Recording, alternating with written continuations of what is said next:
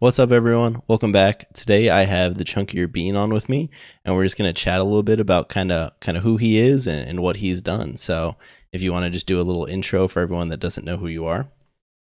All right. Hey, everybody. TheChunkierBean. I'm a Halo community member. I used to work on the Installation 1 fan game.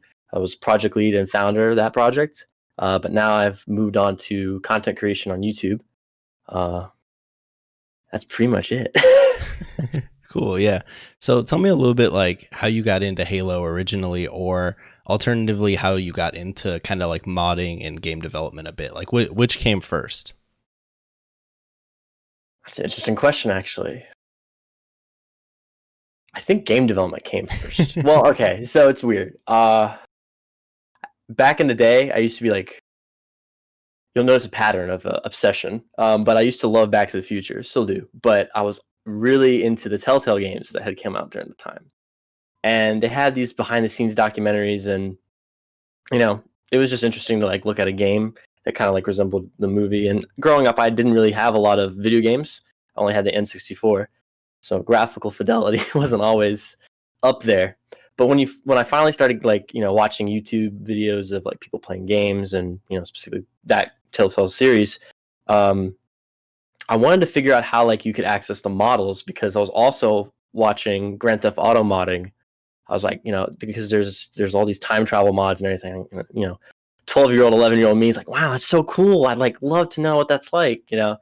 And from there, it just became extracting assets and playing around with it. And I wanted to make my own little like driving DeLorean game. So I downloaded Unity 3 or 4. It was a long time ago. And I remember trying to get it to drive. Did not drive. But that was the earliest example of game development I have. But with Halo's interesting. I did not like shooters growing up. I had this weird stigma. But my friends, they sat me down at the library one day. We had this like little teen group there, and like, dude, you just play the shooter for once. It's called Halo, and let's boot it up on this PC, and you just tell us how you like it. And they put me on Death Island, and you spawn on the base, so you don't see anything outside. And I'm just trying to figure out the controls. Like, what's this? Like, assault rifle, okay. Pick up another gun, all right. And they're like, all right, go outside. And then so I go outside, and there's the Warthog, and then the ring is right there. And that moment, it was just kind of like, whoa. I mean, this is Halo 1, so it's not exactly the most amazing looking game. I think it's still amazing, but No, it just dude, I was just blew my saying that. mind. Yeah, I was just saying that the other day. I think it is a game from like 2001, but I think the art style has held up pretty well. I think so too. The cube maps help it a lot, and the simplicity of the design of everything. But no, I was super obsessed from that point on. Like, they got on other computers in the library. We started playing multiplayer, and I was hooked. And I didn't have a Windows computer at home, and that version, they gave it to me on a thumb drive. And then I remember just like, of course, being young and didn't have a job, and trying to like scavenge for PC parts and trying to build a Windows PC of some kind.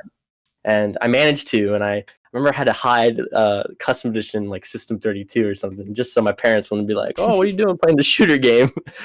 But no, that kind of went, did that for a while, and I got really into Halo 2 afterwards, downloaded Halo 2, and got my first Xbox 360 and Halo 3, and the rest is history. So were you into then Halo 2 on the Xbox, or did you play a lot of Vista? So yeah, as a shock to everybody, I didn't get to Halo until after like 2011, 2012. So Gotcha. I missed the glory days. I mean, Halo. You kind of caught the end of them there. That's the glory I did. days of I mean, Halo I 3 think still. it was, the funny part is I think I remember watching like other YouTube videos about some random crap, and the Halo 4 ads were playing. Oh. I think I remember some like Forward Unto Dawn like ads for the movie and everything. Yeah. I was like, oh, this just looks whatever. Yeah. But yeah. I guess that's true. 2010, 2011. That's like after Reach came out, isn't it? Mm-hmm. Okay. All right. So I think it was right around the launch of Halo 4. Yeah. Okay. So you could argue it was a little bit after the glory years. Well, cool. So you kind of mentioned that you got into it around that time. So you played Halo CE and Halo 2, but did you play a lot of Reach and Halo 4 then on Xbox? My friends at school had Halo Reach, and I borrowed it, and they also let me have Halo 4. But I never playing Reach wasn't as fun for me as say Halo 3 and like ODST. No, that's fair. So I stuck with Halo 3. Yeah, And no, that's. but I mean, I eventually bought Reach and Anniversary. I think there was a combo pack. Got that, and then I got Halo 4 actually only a couple years ago. Oh, okay, gotcha. So, but I played all the games on the original consoles they came out on, even the original Xbox, which is over there. But yeah, no, Halo 3 was like the one I was just super obsessed about. Yeah, no, I think that's totally fair. That's always been my favorite. So, how did you go from? I guess you've kind of always been tinkering with all that different stuff, but how did you go from kind of doing that on your own to trying to found like a larger project? Because I assume before that was most of your work just by yourself. Yeah, really. After I got into Halo, my friends and I of that little library group, we were starting to get into actual like, again, computers and building our own stuff. Mm-hmm. And I'm trying to remember like what really sparked it. Like as a group, I had a lot of writers there, so they wanted to tell stories. But as I was getting into video games, I was like, well, maybe we should like make a game. Obviously, that sentence alone is like you don't even know what to expect when you say that. But it's like, oh yeah, let's make a game. How do you do that? But we started like messing around with like little FPS kits and Unity, and I was like, oh yeah, I remember how to use Unity. I used to use it when I was like a couple years ago, a little younger. But it really started with Halo. Do you know Halo Custom Edition and Halo maps, right? Yeah. Yeah. So one day I was in study hall, and I think I was just looking at like maps to download from when I came home to play Custom Edition. But they had the forums, and everyone was posting about their progress on stuff. And to me, that like the behind the scenes stuff has always been fascinating to me, not just in video games but in film. And digesting it, I was just loved reading like page after page after page. So I'm sitting there in that study hall, and I'm like, wow, maybe I should try something. And I had the brilliant idea. I think the first thing I tried to do was I thought, what if you could play the first level, the Pillar of Autumn, 16-player co-op as the single-player story? Yeah. It's obviously so far out of scope and like ridiculous. Like, how would it even work? But in my mind back then, it's like, I can do this, easy peasy. Yeah. So just started watching tutorials like when I got home and like how to figure out how to get the models, how to get, scripts to work, how do you write code. So yeah, I ended up just watching a bunch of tutorials, and that was pretty much by myself up until I realized it was a dumb idea to do and just too ambitious. So I decided to make a whole multiplayer game instead. Yeah. But yeah, Installation 01 kind of came from posting on the forums and getting everyone's feedback. And I just was like, single player is stupid. I like multiplayer. So let's just try to make a multiplayer game. Yeah. And I posted a video of it and said what I wanted to do with it. And it took off from there. Obviously, it wasn't very big and it was very rough. But, I had some tiny supporters, and they were just like, hey, dude, you should like form a team to help you with this. And it started from Halo maps, just people, regular forum posters. They said, oh, I can model, I can make some textures, I can animate. And I was like, all right, come on, everybody come on board. Yeah. Let's all do this together. Man, that's how that happened. No, that's cool. So this might be kind of an odd question. So obviously now the Halo games have kind of made their way back to PC, and it seems going forward in the future, unless Microsoft changes their mind, we're going to be getting the PC or the Halo games on PC. But what was the original intention of Installation 01? Was it just you kind of liked Halo and you wanted to make a game, or were you? My understanding was always kind of it was to bring a more modern Halo experience to PC, since we hadn't had that since Vista back in, I don't know, did Vista release in 06 I think, or 07? Okay. It was 07, yeah. No, and that was the mentality too. I kind of glossed over it. Again, it was looking at it and saying, wow, it was only 1, 2. And again, this is when I started this was like December 2013. And I think at that point it was only Spartan Strike. Oh fuck, dude, those games came out. I don't even know if that came out on PC, but that was like just like the latest whatever. Yeah. It's on Steam. Stupid. There should be Halo 3 on PC. Yeah. I think I can do that. So, but it was kind of like take the gameplay of Halo 3 and at the time kind of replicate it, Okay, but cool. don't call it Halo 3. Oh, yeah, But obviously. kind of fill the hole of there being no modern PC. The thoughts. Oh, what would it look like with these just fantastic new graphics and all the new features that have come out since 2007 when Halo 3 came out and Yeah. on PC alone, like built. So yeah, and we went. That's the mentality we went with, and that kind of remained the same up until 2015 when Halo Online was announced for Russia. This was before Eldorado was created, but I remember those 4chan posts of when everybody started like figuring out how to get the files, and like my friends were like messaging me like, "Dude, there's a Halo 3 like PC game coming out." But yeah, I remember those days, but yeah, it wasn't around at the time, so fill the hole. Yeah, no, I definitely didn't. I wasn't there on the ground floor figuring out how to get it playable here, but I put my fair share of time into Eldorado before. I mean, I still launch it up occasionally, but these days it's not the same since no one's on it. But yeah, it's not exactly active, is it? Microsoft did their part. yeah, dude, it had it. I remember when they announced like it was like 0.6, right? And I remember getting on that weekend. Dude, it was popping. Like all my real life friends that had played Halo back in the day that didn't play Xbox anymore, we were all just like chilling in Discord. We were playing fucking Eldorado. Like it was a great time. And then not even like a week later, Microsoft was like, nah. And then after that, it never really recovered because, well, it kind of became a pain to find the download files if you didn't already have them. And then even if you had them, there was so much like confusion about whether or not you could even actually play the game. Even though you just couldn't distribute the files to people. Right. But well, no, you're right. There was so much confusion because I remember what had happened was like in a weekend, Microsoft, either it came out, this started happening before 343 made their official statement on the project or after, but Twitch started banning people from I think it was before. But that was considered a mistake. Like 343 said that wasn't supposed to happen. Yeah. But there was articles that were coming out saying, paraphrasing, it got shut down when reality it was just a DMC takedown notice because they were distributing the files with the game. Yeah. They could still have Eldorado as a thing and just distribute the modification.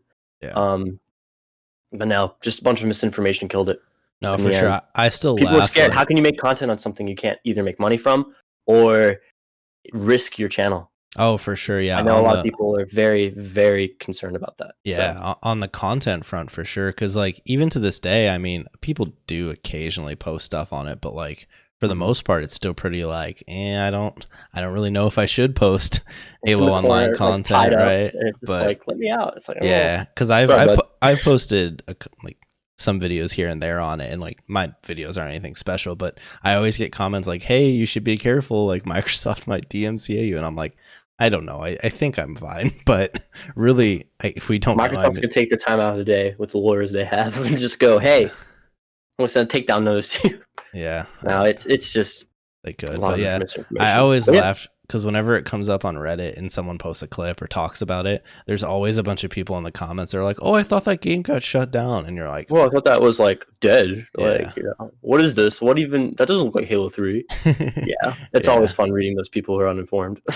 I mean, in their defense, a lot of the mainstream coverage was that it got totally shut down. So it's not, it is what it is. I mean, it was always going to be an uphill battle once that happened. Even if the information out there was better, it still would have struggled because people want to be able to download something that's easy to download. You want to go to a website and just hit download and you want to play. You don't want to have to like search for the files, find some dude that has the link to their like Dropbox.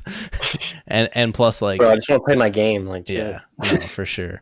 But no, and it's just kind of a sticky, it's like a gray area. It wasn't really supposed to be in America. And yeah. I officially support it. So I don't. It is what it is. It had a lot of promise. There were some really cool things about it. There were some things I think still definitely needed work, but it could have gotten there if it was fun. Bottom line, it was fun. Yeah, no, 100%. It was really fun. But anyways, why don't we back up a little bit? So I'm going to be honest here. I don't know much about actual game design other than like I play games, right?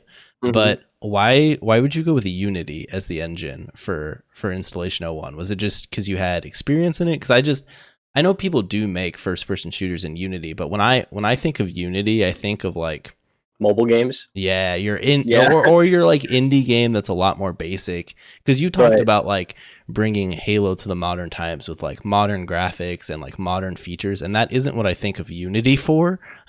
No, it's But absolutely fair. Yeah, they've positioned themselves as the true indie platform for developers, and a lot of the times it's kind of like unfiltered content, so it's not exactly the greatest reputation it has. But to answer the question of why I chose Unity, so again, you got to go back to 2013, and everything's changed since then. mhm. Unreal Engine 4 wasn't out. CryEngine was super difficult to work with. There was barely a community I mean, there was. They just couldn't get any answers to any questions. It was Unreal Engine 3, which was called UDK at the time. Again, there were some tutorials, but really, it's like anything for like the basic consumer end just didn't understand it. And that was me. I started out. I didn't know anything about game design. I didn't know anything about how to make a game. But there's just this massive and plethora of information on Unity. It's forum posts and Okay. threads, video tutorials, and there's so much. But you're right though. At the time, Unity was not known for its graphical capabilities. They didn't have physical-based rendering until I believe a year or two later after I started I01.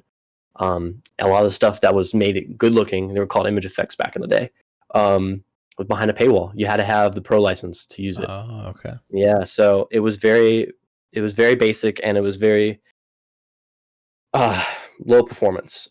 But so many people knew how to use it. I could go on forums and say, "Hey, I have this project. Do you guys want to help?" And I in my mind would yield a wider target audience than I would for the other engines at the time. So Okay. that's why we went with Unity. And fortunately, they caught up, and they still need some catching up to do, though. Now that I think about it, but they started adding things that were really important, and we started taking advantage of. And if you look at the visual history of Installation 01 throughout the years, you can see how much it's changed dramatically.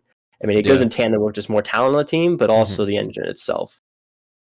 Okay. No, So that really explains it. So, would you say Unity is fully capable of producing an FPS after working with it for all this time, or is it still? Are you shoehorning something in there to make it work? the thing with game engines, and I've been trying to do this or be better about it as of late, because a couple of years ago I was definitely very biased for Unity. It was the best that there was on Unreal Mhm. Engine, whatever, CryEngine, whatever. Um, the engine is a tool, Mhm. and as the user of that tool, you need to possess the abilities to maximize your potential with that tool. If you don't, you're not going to end up with what you want, and it won't look good. Um, Fortunately enough, I had talented programmers who we put gameplay first at the time, because that's all we could do. Mhm. Graphics had to go out the door, really. Well, graphics is what we try to do. We just didn't know exactly how. We Mhm. didn't have the people who could really, maximize potential of the tool. So, but the gameplay was there, and we could play a Halo game, and it Mhm. felt so surreal. But it there we used to use a lot of pre-built solutions, but as like time went on and up until like I think it was like 2015, we were like, scrap it all. We have Mhm. to do it from scratch, and it pays off in the end, because you know your systems, and you don't have to rely on some third party to update something because it's broken, and you have to wait for the asset store verification. Um, no, but it can be anything you want it to be. You just have to know how to do it. Okay. Yeah. No, that makes sense. So let me ask you this. So obviously, Installation 01 is a fan project, but if I Mhm. remember correctly, I think I read it somewhere that 343 or Microsoft kind of gave you their blessing on using like Halo assets, right? How does one go about getting something like that? Because you see so many games that try and use licensed assets and they just get shut down, even when they're almost done. Just what was it, a week or two ago, that GoldenEye game in Unreal got Yes, yeah, got yeah. shut down. Heard And about that. and I've heard 343 or Microsoft, I don't know who it is. I've heard they're pretty cool about it, but how does a person like you go about to how do you go to them and say, "Hey, I really want to make this," without them just kind of ignoring you or telling you like, "No." Well, if I'm honest, at the end of the day, you have to make a lot of noise, and That's what I01 had done. We had released. What had happened was when we really started to kind of get known outside of the Halo modding community, like the custom edition community, when we kind of pushed that boundary and we were in the Halo community itself as, you know, a thing, that's when they started messaging us saying, hey, like, what is this? You know, they're trying to get a grasp of like what we are. Were we just a bunch of, you know, kids making something, or were we some kind of like professional studio out in Nevada, like trying to do something? But you know, we were like, no, we're just a bunch of guys from around the world just trying to make something. I'm like, okay. And they're like, we had like just talks, but it didn't really get anywhere until we dropped. It was after the Q&A. We had a gameplay Q&A, which really like skyrocketed. And then on top of that, we had a month of YouTube coverage where we gave it out to YouTubers to play the game and talk about it. So there was a solid month of that going around. So all this buzz and talk, and people knew what it was. And then we dropped the cinematic trailer, which was what my lead animators, or my old lead animators, university project, final project. I've seen that. School. It's really cool. It is really cool, and that was big. That's when they knocked on the door with a little effort. Okay. They're like, all right, what's going on? So, but it wasn't anything aggressive. They just wanted to know exactly like what we are, what were our intentions. And this time it was more of a professional thing. You know, there was a lot of email chains and there was a lot of conversations, but it eventually came down to a call we had with them. And they had a Microsoft lawyer there. Now, the thing I want to say real quick is 343 and Microsoft, I kind of treat them as separate entities. 343 is a studio and has their own ideas and beliefs, and they have their own opinions about stuff. They love community content. Seriously, if you see any of that stuff like people are making, they're kind of mostly cool with it. Obviously, stuff, you know, there's, you know, you got to play it safe. But for the most part, they're fans of fan work. Yeah. Microsoft has to be the responsible party and exercise their right with their IP. They own it. They have to legally, you know, use their authority with their IP, because then they lose that IP if people can just use it. So that's when they brought in the lawyer, and that lawyer was one of the ones who either did a revision of the game content usage rules or was the actual original writer of those rules, or the author. So when we had found out that was the case, we were kind of like, oh my gosh, I hope we're going to be okay. Like, seriously, like the night before the call, we didn't know what was going to happen. You know? Yeah. I was going to ask that. It's like, oh, we're going to get shut down. Yeah. Are we going to be okay? Like, what's going to happen? It went great. Like, I mean, I remember I took work off that day. I was super like anxious and excited. And the whole team was buzzing. I mean, like, there was a call after the call. They were all waiting for us when we came back. No, they were cool. They just explained, you know, okay, you guys are following it by the book. You know, you're not doing anything you shouldn't be doing.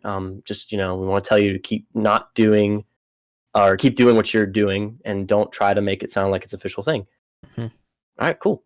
You know, no merchandise, no using the Halo name, you know, that kind of stuff. It's like, yeah, no problem. Like, I mean, no intention to do that. And we came back, and it was just the greatest feeling ever. And they allowed us to tell the community publicly that we had, you know, a conference with them about it.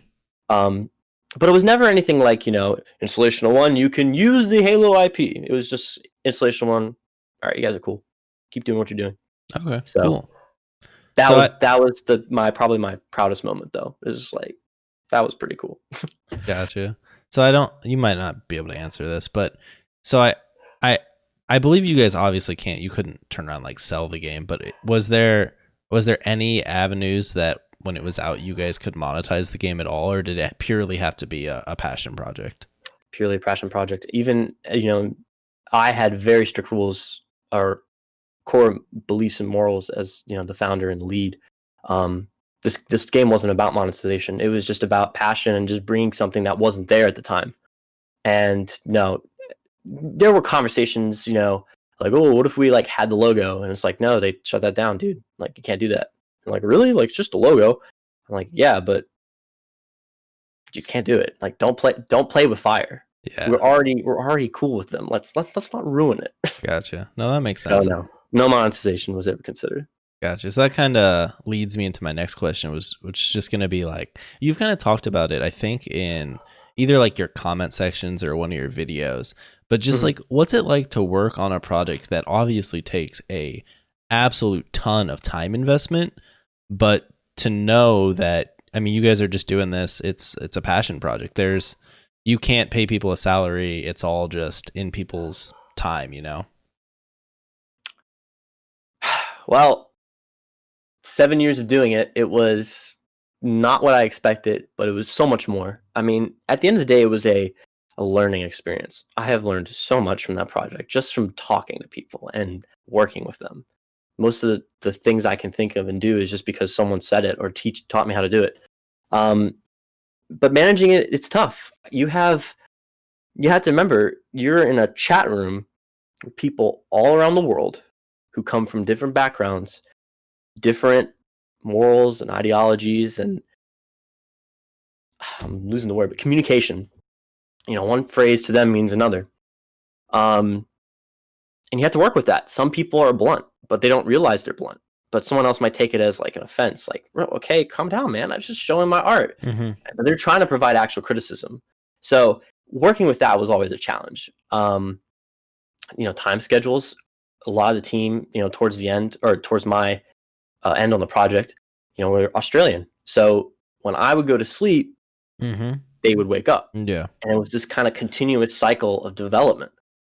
The Americans would do stuff in the day, my day, and then when we would go to bed at night, they'd wake up and do their stuff. And it was always something like, it was really cool, like in 2016, 17, 18, 19, just like waking up and reading just the code changes and art changes, and you had to like scroll. It was such a good feeling. It's like, what happened last night? Like, was it good? Was it bad? Whoa, that's crazy.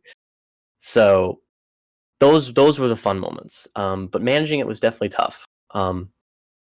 It took a lot of time. You would find yourself having to run to the nearby closet just so you could get on a call with somebody and say, don't do that. What's happening? Like, yeah. Oh, okay, that sounds cool. I love it. I got to prove it. Got to go. I have to go serve my table. Click. Yeah. It interwoven with my life. And, I will say it got to the point where it was too much. Yeah. And, well, Yeah. No, that's fair. I don't know how that happened. But it was a learning experience. Would I do it again right now? No.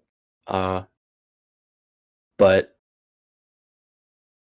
yeah, I don't think I have anything else to say about it. No, that's fair. Why don't we kind of move into some other topics that aren't necessarily Installation 01 based? So you kind of mentioned this at the start, but you've been a lot. I think in the past you had posted one of the, I think it was one of the gameplay trailers on your channel, and I think you had some podcasts and maybe some random videos here and there, but for the most part, it was like 10 videos over like Some 3 or 4 random years. YouTube channel. Yeah. So it wasn't the most consistent, but in the past, month or two, you've been putting out pretty consistent content. So kind of what was the thought process there? Is it just, hey, I have more free time now, so why don't I put some content out? Or was that something that you always wanted to do? Let me go back to put myself in a schedule again. Stressing about stuff again. No. So yeah, my YouTube channel is a funny story. It was created to advertise Installation 01. And there was the 3 original videos of the project before the team was created were on there. I have since unlisted them. You can still probably find them if you find the link. But we used that channel just for I01 because it had that reputation. Like, okay, what's associated with I01? Bean's channel. All right, we'll post the trailers and everything there. And you mentioned the gameplay trailer. At the time, it was talked about like, well, shouldn't we have another YouTube channel and social media dedicated to the project? And I was like, nah, like, come on, guys. Like, this is where it's at. Like, this is where the subscribers are at. This is what they're waiting for. But it was definitely afterwards when that hit big. Like, that is still my biggest video on my channel. It was like, all right, we got to have our own separate thing. So I made one more video that was a duplicate upload on another channel. And then I stopped posting Installation 01. But there's a ton of unlisted videos and private videos I have of just development and just quick videos of trailers that I was trying to make and drafts and previses. content. So I don't know, maybe one day we'll see some of that stuff. But no, I neglected the channel. Well, there is one thing I forgot to mention. So when I01 was, I call it the pre-production days, because it was just really just nothing. There's just a bunch of guys talking. We didn't know what we were doing. I had a series. I don't know if you know of Army and the Chief. Of course. But John Graham had finished doing it back in 2013. Mm-hmm. And I had a group of friends. It was like, what if we started another season of it? Of course, me being super gung-ho and young, I was like, yeah, let's do it.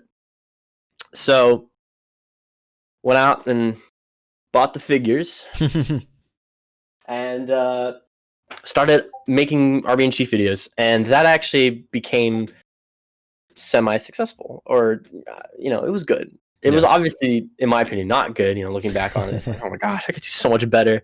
My hand was shaking like crazy, but it was fun. But then it got to the point again where it just became too much of like, there's so much to do for it, because you had to like have a virtual machine to use Windows XP, because I wanted authenticity. If it was gonna be the voices, it had to be what he was using. So I had to load another hard drive on my computer, and I would like dual boot, record, like, transfer. It was a pain in the butt. And one day I was just like, well, thankfully he had announced season 8 was coming back, that he was going to start it again. I was like, all right, guys, we should just like stop and let him do his thing. And whenever that runs its course, maybe we'll pick it back up. Luckily, John is still making it after all these years, and obviously fantastic episodes of the show. It's really going into some great direction. But that was my channel for a time. So after I01 started like really picking up and getting a lot of attention, my focus was back towards it. And the old RB and Chief show was done. It just sat there and collected dust. But I kind of wanted to always kind of do YouTube content for Halo. I love Halo. Like, I'm so attached to it at this point. It's just there's no going back. Yeah. No, for sure. But the problem I had was, what do I talk about? Like, why would people want to subscribe to me? And I always had that like struggle in my head. I think about it. I'm like, all right, I'm going to be a YouTuber. What can I even do? How am I going to be different than everybody else that's already out there? Do I upload gameplay clips? And I tried. There's videos on there where I try to like do certain types of Let's Plays, and it didn't get anywhere, and I didn't enjoy it. And I just kind of was just in this like loop, this limbo. But after I left, Installation 01, I had a lot of downtime and, a lot of, kind of relaxation. It's just nice to get out of that world for a while. And I was talking with a friend, and it's like, I kind of want to do that. I just don't know what to do.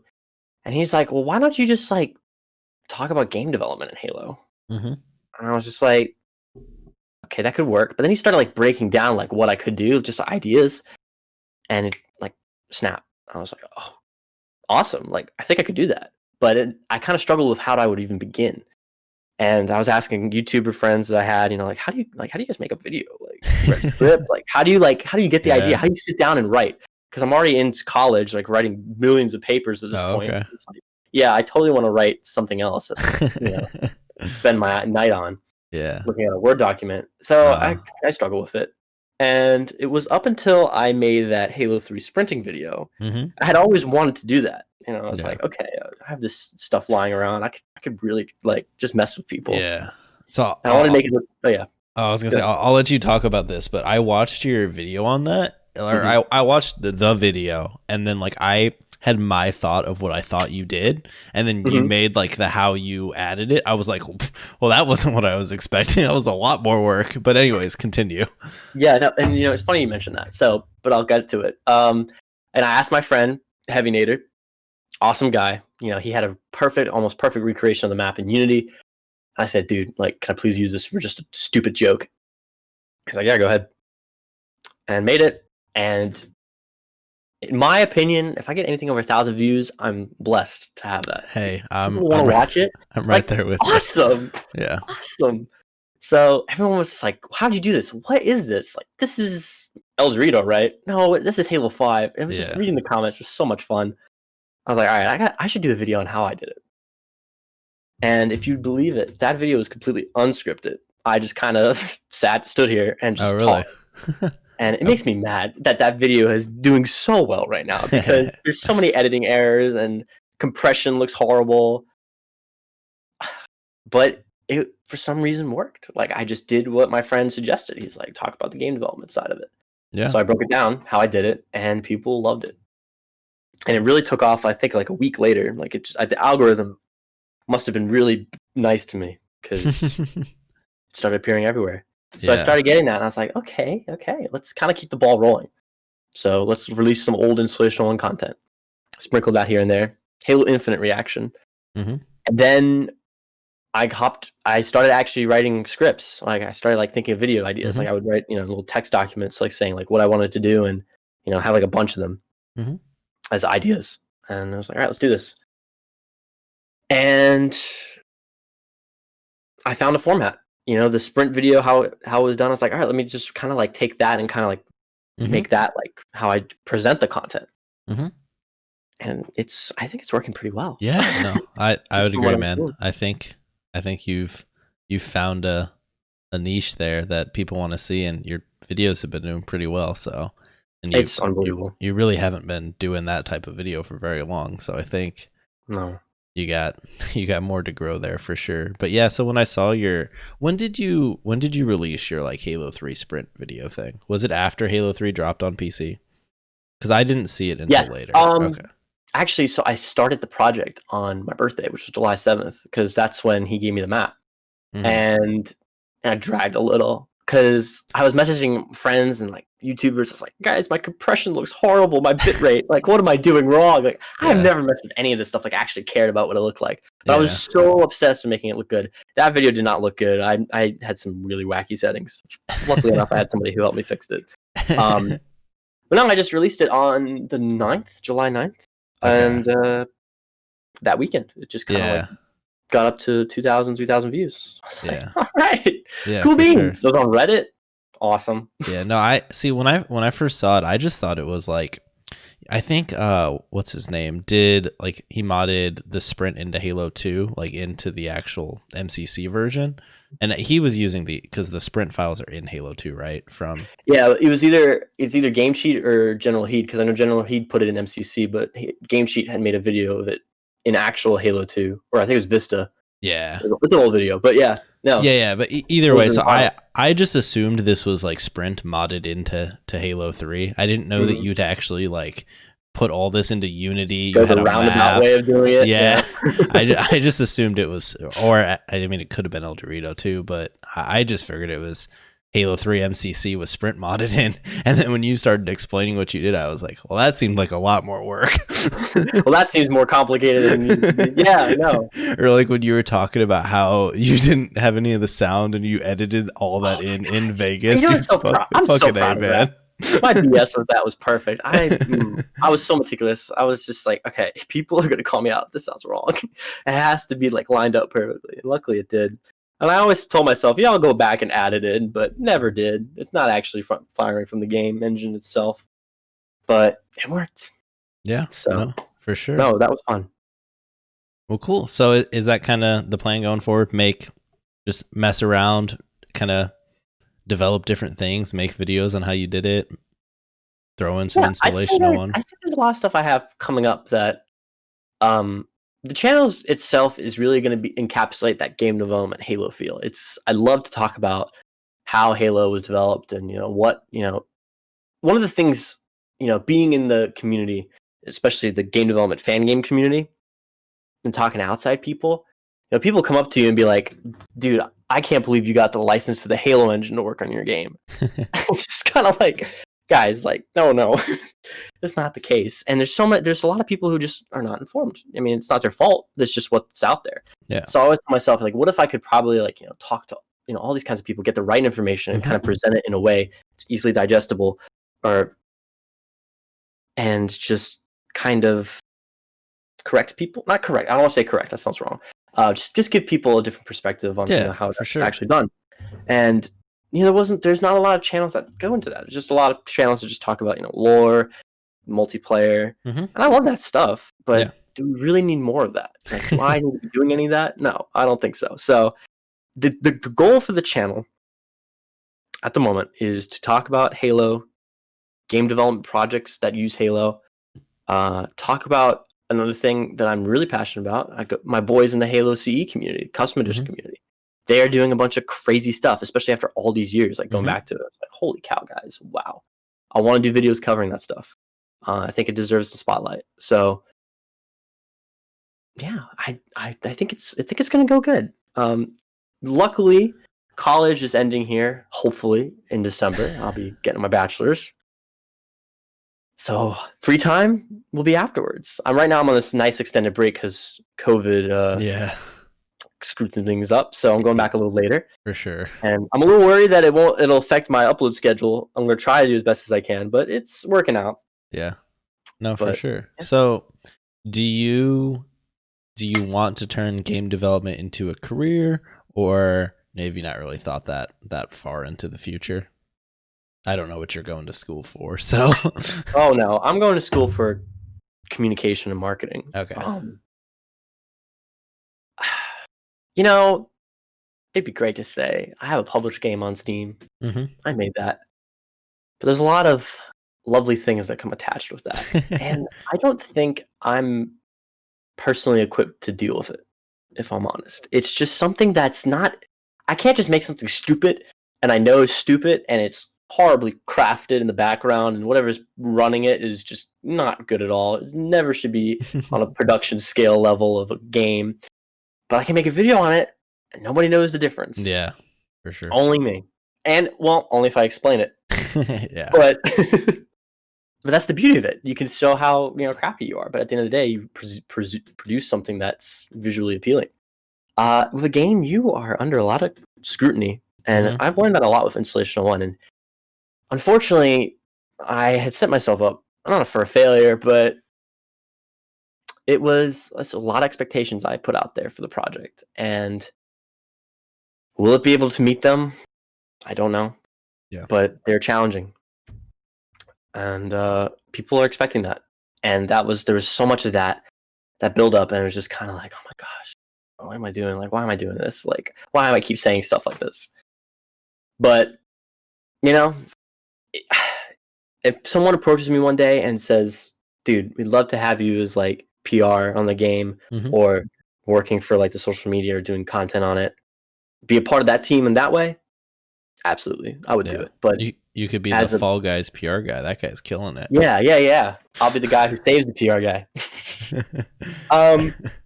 But managing a project to that scale again and leading, no, I don't think so. Not anymore. I think that time's gone. That makes sense. I had my fun. So I know with just from your channel, kind of watching some of your videos, and you kind of talking about Installation 01 and stuff, you mess around a lot with Unity. And then what did you use for your video and you probably mentioned it, I just missed it, but what did you use Unity for that video when you were trying to recreate the Halo 2 demo, or is that in, what is that in? That's Unity.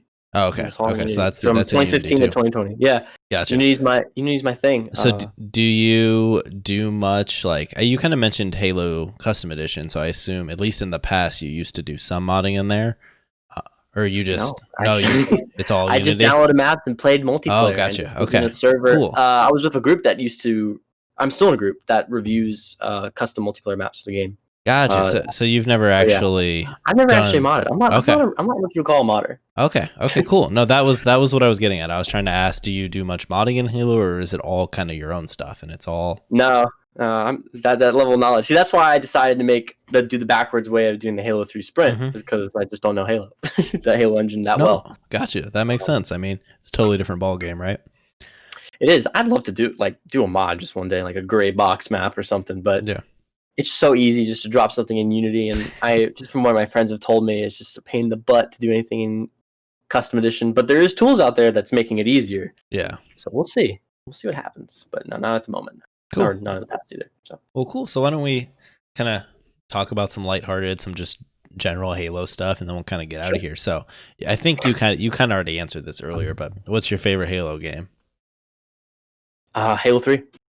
All around favorite Halo game is Halo 3. Yeah, and then I think you also mentioned this one when you were talking about other stuff, but in Halo, what's your favorite thing to do? Multiplayer. Just playing multiplayer with friends, having a good time. Are you more of like a social game, a custom game guy, or do you like playing matchmaking and like trying to grind out ranks? I don't ever have a focus on grinding ranks, but I do love to play matchmaking. Customs, you know, if I get invited, cool. Will I be one to always set up a custom games lobby? Not really. So all my friends out there who are probably watching this, I'm sorry I haven't made those lobbies. I'm just really bad at that. I just jump straight into the multiplayer. It's just my quick fix. Yeah. But I do like competitive Halo though. I will say I really enjoy watching competitive Halo. Gotcha. Cool. I kind of fell out with it though. Like try to get caught up, but when Halo 5 was a thing, it wasn't really my favorite. So gotcha. didn't pay too much attention, sadly. Hey. But yeah, no, that's fair. That's fair. So why don't we talk just a little bit about Infinite, and then kind of we'll say our goodbyes. We'll wrap up there. So sure. what do you kind of? We don't have to get super into it, but what was your kind of reaction to the delay? Positive, especially when they came out with that news that they were going to come out with pieces. That would have been such a mistake. Oh man, that would have been bad. No, sure. Game development is such a pain in the butt, and we already have to deal with it. But let's add a pandemic on top of it. Yeah, that's not to say that's the real case of why. Obviously, it's a huge factor. Mm-hmm. Development problems. You know, they said they had to scrap the original version of what Halo Infinite was supposed to be, or Halo 6. Yeah, and restart what they were going to do after Halo 5 didn't do well. Yeah, in the story department at least. But so it's tough. I understand. And if they're going to take time to make a game that's complete, they have more than enough praise to come from me. That is the right way to go. Yeah. And it's interesting, real quick, just to point out that while it seems that sometimes we don't receive enough communication, the team they've built for communication compared to what they used to have in 2014 is just beyond better. I mean, oh, for sure. It's a real solid ecosystem. Yeah. And they have been open about stuff. They didn't have to come out and talk about the graphic issues or anything. Mm-mm. They could have just said it is what it is. But no, they dedicated the time to it. Dude, and they're sticking to their guns with some stuff, which is I admire them for. Like, they're not here to remake the Bungie games. No, I know people want Halo 3.5, but it's not gonna happen, guys. Yeah, I mean, yeah, it could be fun, but obviously 343 has their own vision, and they should create what they want to create, not what certain people want to play, right? But yeah, I mean, can I say I'm upset that the classic Magnum and Shotgun are appearing? Yeah, those are designs that are very central to Halo, but yeah, again, this does allow room for change that could be good or bad. We'll see. Yeah, yeah, go ahead. Oh, sorry. I was just gonna say I think we're gonna end up getting them, but like some DLC later. Yeah, sure. They probably won't be there at launch, but I think we'll end up with a Halo 5 where we end up with like 6 of every style of gun, so it'll be there. Well, I mean, that's something I'm not really looking forward to, but the sandbox already is cluttered enough. I think CE objectively has the best sandbox because everything has a purpose. No, but I agree. Halo 2 and 3 are good, but it's borderline, reintroducing the same weapon in another faction and color tone. But the one thing that I have an opinion on that I think a lot of people are kind of about, I'm really happy it's supposed to be like a live service game, sort of like Destiny. I don't know. I come from the business side of things, marketing and everything. And when I look at that and I compare it to games that currently do that, they are very profitable and very successful. And at the end of the day, regardless of what people think, a company's goal is one thing, and it's to make a profit. So how are they going to do that? And in the current climate of the game industry, those are very successful games. Again, people can crucify me, but microtransactions are very, very profitable. I think it was released that the latest Call of Duty saved Activision. Just for microtransactions alone. They make money. They bring in money. And we got to pay the people making the game. So for sure. And to support it. Yeah. So if it's like Destiny, but with a good story and something that I don't have to grind my head off for, I think it's going to be wonderful. Yeah, I don't have any problems. It's all about execution. Yeah, I don't have any problems with the live service model. Obviously, I don't want I don't want it to be like Destiny because I don't want to play a game that's like PvE focused with like PvP slapped on the side and it just gets like shit support. There's no aim cheat or anything like that. It would But be really fun if I can just go into a PvE environment with friends in a Halo thing. Yeah, in a Halo landscape and go against the Covenant. Like, I think that's kind of cool. I think it'd be cool. But that shouldn't be the central focus of the game. Yeah, the last thing I want out of Halo is a game where like in Destiny where you have to grind out loot and stuff just to be able to be competitive in the PvP. I don't want that. But yeah, if they give us like isolated PvE experiences where you do mini dungeons or mini raids or something like that in Halo, and maybe you get like cool cosmetics or something for beating it or something like that, I'm totally down. That sounds like fun, as long as it's not like hey, this is how you get the battle rifle. Yeah, you have to spend 3 weeks trying to get the one gun in the game that works. So no, it has the multiplayer. If they're obviously going to have a core arena playlist, and I think there was a leak before the demo had come out that said Halo Infinite will be heavily playlist focused. And so when they announced it was going to be kind of a live story game, I was like, okay, they actually do have the chance to listen to player feedback on how the multiplayer is, and they can. There is an option of a classic playlist. I think it might happen. Yeah, I think they could potentially have a classic arena style thing. I think it already sounds like it's going to be fine with the equipment being pickups. But we'll see. This leaves room for improvement. I'm sure we'll get something in terms of a classic related playlist, but it'll come down to how much time is actually put into it, because Halo 5 has classic playlists. Like they did the Halo 3 throwback playlist on Forge maps, and like it's not very good in my opinion. Like at that point, just go play Halo 3. But in Infinite, they could properly make those extra playlists. They could, because the problem with Halo 5 when you play it classic is it's just like you're a Spartan, your movement mechanics are the same, your dude no longer has half his abilities, and the weapons don't work anymore. Like they're too strong because the game is built around all the advanced mobility, and now your dude's just like slowly waddling around. You hit the nail on the head. Absolutely, the game is designed around everything that ever gets thought of. I mean, there's meetings. I mean, they're having meetings right now talking about how the Magnum should be balanced. Or not now, but it's a juggling act. And if they plan this properly, if the development of the split space engine was at least thought with this kind of playlist in mind and changing the game to a core, that can be successful. Can they make a playlist strictly where all weapons have been tweaked, all the player abilities have been moved, all this stuff at a bare bones level gets changed, so it's like almost a different game itself? Yeah, they're golden. But if they're having struggles with doing that, it probably won't happen. It'll just be like Halo 5. Yeah, and I mean, it's not the end of the world. Like those Halo 5 playlists aren't terrible. They're just not. Yeah. I mean, we haven't even seen what the multiplayer, the core multiplayer is going to be like. We don't know. I mean, it has a grappling hook that's a pickup icon. How many times can you use that? Yeah. What will it look like when the player's flying around?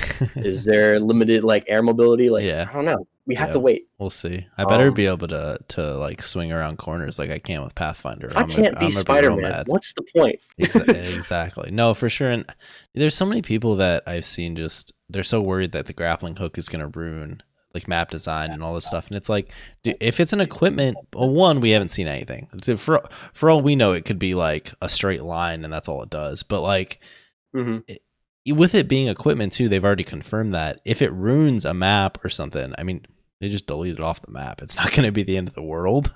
Or if it's really unbalanced, maybe it's taken out of the hardcore playlist or whatever they want to call the competitive playlist, right? Team Arena or whatever. But yeah. Well, if you think about it, Halo's always been around the design philosophy of rock, paper, scissors. So what do? Let's make the grappling hook really loud when you fire it, so everyone on the map looks, oh great, somebody's got the grappling hook. Look for the skies, look around the corners, so that already gives people the advantage of knowing what you're going to use. Make it glow, like, I don't know, you see people with sniper scopes, they have like the brightest light in the universe on it. So it's just it's a game. It's a chess game. Yeah, no, for sure. I don't know. I'm excited. I love the story where they're going with it. The pilot is probably going to be one of my favorite Halo characters. Besides, I mean, I don't really call Chief my favorite character because he's not really much of a character, but I share some concerns with people that they don't just drop the story. A problem I have with 343 Games is it feels like it's not made by one studio. It's made by different versions of the studio. Yeah. Halo 4 is a completely different game to Halo 5.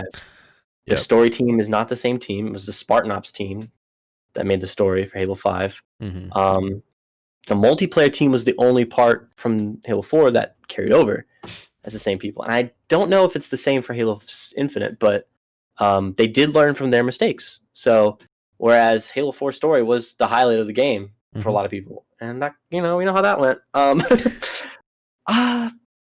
So, but with Bungie, it felt very like the original 3. That felt like the same group of people, and then some.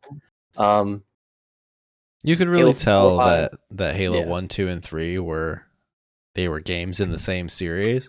Whereas, like, if you took out, which you can't do, but like if you threw a generic art style into Halo Reach, Halo 4, and 5, and you took out the Halo name, you legitimately might be able to make the argument that they aren't even in the same franchise. Like, they are drastically different games. If it didn't have the Halo name attached to it and the stigma that comes with it, I think it would have been a really successful game. Yeah, a really successful arena shooter. It's a Halo game, so unfortunately people have these expectations. Yeah. No, I agree there. I enjoy Halo 5 as a game, but I agree it isn't necessarily the greatest Halo game, but I think it's a really fun arena shooter. But it just depends on what you go into it looking for, right? If you're looking for a classic Halo experience, Halo 5 isn't that. But yeah, and honestly, for me, a lot of it came down to the art style. I don't like what they did with Halo 5 launch look, because the beta looked really good, but unfortunately the blue got lost in the shadows, and so they had to add some kind of white Frenzel effect to it. It just ruined it. I don't know. It doesn't look good. Sorry. It just looked way better back then. And look at the screenshots and everything, and the materials on the armor, they just look right. And now it's just like really glossy paint and colored tech suits. Yeah. I don't know. Sure. It's definitely a big turnoff when it comes to that. But if the multiplayer is anything like Chief's armor, and if we like Reach customization, we should expect something like that for Infinite. I think we have something that'll be pretty good. Well, cool. We'll see though. We have another year. Yeah. Well, I think that's about all I had, unless you had any other topics you wanted to hit on the way out. No. What do you plan to do with your YouTube channel? Well, unfortunately, I do not have the skills to make videos on game design, so I usually stick to just me talking about Halo. So there you go. As long as you can make an engaging story for your channel, for your video, I think you're all right. Yeah, I don't know. I gotta use some technical garble just to support me. Hey, I think you don't have it easy, but I think it's easier, not easier. I don't want to use that word, but you have more creative space to come up with content whenever you want. Whereas like I'm right now, I have to come up with some ideas, because like we're probably not going to see anything Halo Infinite again related for a while. So it's like I got to come up with some random crap to talk about, right? You mentioned that. Like, that's another thing I completely forgot to talk about when it comes to my channel. I have seen the Halo drought. I know what you guys are going through. Like, it's rough, especially channels that are built around constant Halo news. Yeah. And they drag the content, like, because that's the only way they can do it. Like, there's not a steady flow of news that comes out, like, compared to Fortnite. Like, there's changes every day. There's new stuff. There's so much stuff. You can make content like that. Yeah, and I mean, there's points in Halo you could have, like, when Halo 5 was new, there was a decent amount of news and stuff that came out, but it's just, we're at the end. I mean, Halo 5 is pretty much, I mean, it gets support, but it's just like being kept. What more kept can you alive. talk about? Yeah. That's already been talked about. The story's bad. Yeah, we've heard it 1,000 times for the past 5 years. Yeah. No, something new, please. Well, cool. Why don't you tell everyone where they can find you? Right. Well, you can find me if you really care about what I say. You can find me on YouTube, YouTube/TheChunkierBean.